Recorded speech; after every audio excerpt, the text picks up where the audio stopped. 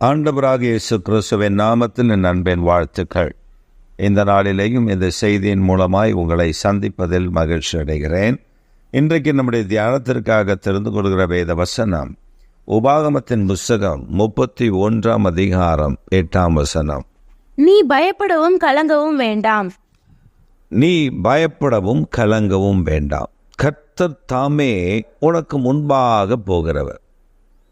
அவர் உனக்கு முன்பாக போகிறவர் ஆனபடியினால் நீ கலங்கவும் பயப்படவும் வேண்டாம். நீ உன்னுடைய வாழ்க்கையில் கலக்கமும் பயமும் வேண்டாம். ஏனென்றால் சர்வ வல்லமையுடைய தேவன் உன்னோடு கூட இருக்கிறார் என்பதை நீ அறிந்து கொள்ள வேண்டும். அவர் உன்னோடு கூட இருக்கிறார், உனக்கு முன்பாக அவர் போகிறார். இதை நாம் வேதத்தில் பல இடங்களில் வாசிக்க முடியும். ஆம் பிரியமானவர்களே, சில நேரங்களில் நம் வாகனங்களில் பிரயாணப்படுவோம். தூர பிரயாணங்களும் நாம் பிரயாணப்படும் போது சிலருக்கு இந்த பழக்கம் உண்டு. வாகனத்தில் ஏறின உடனே ஜெபிப்பார்கள், பின்பு அந்த வாகனத்தை இயக்குவார்கள். சிலருக்கு அதெல்லாம் ஒன்றுமில்லை, ஏறி உட்கார்ந்த உடனே வாகனத்தை இயக்குவார்கள். ஆனால் எந்த ஒரு குடும்பம், எந்த ஒரு மனிதன், எந்த ஒரு குழு ஜெபித்து விட்டு அந்த வாகனத்தை இயக்குகிறதோ அந்த வாகனத்திற்கு ஒரு ஸ்பெஷலான பாதுகாப்பு இருப்பதை நாம் அறிந்து கொள்ள முடியும். ஒரு சமயம் ஆண்டவர் எங்களை ஒரு குறிப்பிட்ட பட்டணத்திற்காக ஜெபிக்க எங்களை அனுப்பியிருந்தார். நாங்கள் 2 பேர் அந்த பட்டணத்திற்கு ஒரு வாகனத்தில் புறப்பட்டு ஜெபிப்பதற்காக போனோம். அந்த பட்டணம் ஒரு பக்தி உள்ள பட்டணம். ஆண்டவர் அந்த பட்டணத்தை குறித்து பல ரகசியங்களை எங்களுக்கு சொல்லிக் கொடுத்துதான் அந்த பட்டணத்திற்கு ஜெபிக்க அனுப்பினார்.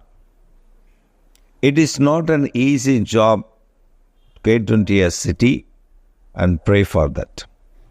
ஒரு பட்டணத்துக்குள் நாம் சுலபமாய் போய் அதை அந்த பட்டணத்தில் நாம் ஜெபித்து விட்டு வந்துவிட முடியாது. எத்தனையோ ஹிண்ட்ரன்ஸ், தடைகள் இருக்கிறது. ஆனால் கர்த்தர் அந்த தடைகளை எல்லாம் மாற்றி எங்களை அனுப்பியிருந்தார். பல மாதங்கள் ஜெபத்திற்கு பின்பு ஒரு நாள் அந்த பட்டணத்திற்கு போனோம். நாங்கள் போய் சில இடங்களில் ஜெபிப்பதற்கு ஆண்டவர் சொன்ன இடங்களுக்கு போன பொழுதுதான் எங்களுக்கு தெரிந்தது, கர்த்தர் எங்களுக்கு முன்பாக அங்கே வருகிறார், போகிறார், எங்களை வழிநடத்துகிறார் என்பதை நாங்கள் அறிந்து கொண்டோம்.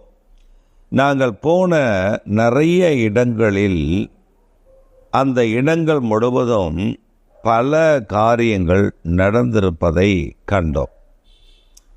அப்போ நாங்கள் ஜெபித்த பொழுது ஆண்டவர் ஒரு காரியத்தை சொன்னார். நீங்கள் பயப்பட தேவையில்லை, கலங்க தேவையில்லை. காரணம், நான் உங்களோடு கூட இருக்கிறேன், முன்பாக போகிறேன்.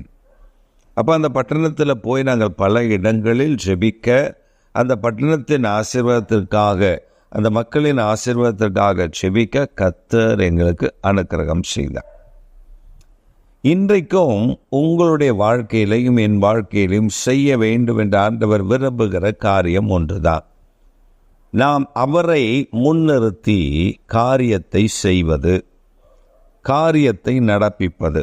போகும் பொழுதும் வரும்பொழுதும் அவர்தான் எனக்கு பாதுகாப்பு என்று நான் விசுவாசிப்பது, அவரை முன்னிறுத்துவது.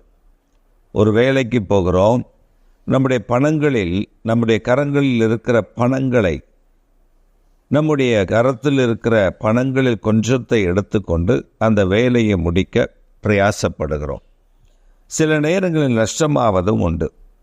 சில நேரங்களில் அந்த பொருள் கிடைக்காமல் அலைந்து திரிந்து வருவதும் உண்டு. சில நேரங்களில் அந்த பணத்தை துளைத்து விடுவதும் உண்டு. இந்த அனுபவம் உங்களில் அநேகருக்கு இருக்கலாம். ஆனால் ஒரு இடத்திற்கு போய் ஒரு காரியத்திற்காக நாம் புறப்படுவதற்கு முன்பே தேவ சமூகத்தில் ஜெபித்துவிட்டு அவருடைய சமூகத்தை நாடி, அவருடைய ஒத்தாசையை நாடி புறப்படுவீர்களேயானால் அதிசயமானவைகளை நடப்பிக்கிற கர்த்தர் உங்களோடு கூட நிற்பதை காண்பீர்கள்.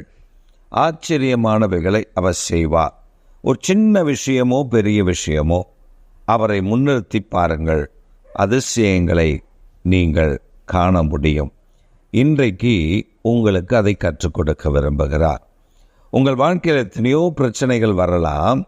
அந்த பிரச்சனைகளுக்கு நடுவில் you should keep our Lord Jesus Christ before you. Then He will help you. He will protect you. He will give counseling to you. He will give or open a way where you have to get out from the problem. நீ போகிற பாதையில் என்ன பிரச்சனை இருக்கிறதோ அதிலிருந்து வெளியே வருவதற்கான வழியையும் அவரே உனக்கு காண்பிப்பார். இன்றைக்கு அவரை பிடித்துக் கொள்வோமா? பயப்படவும் கலங்கவும் வேண்டாம். ஆமே ஆமே.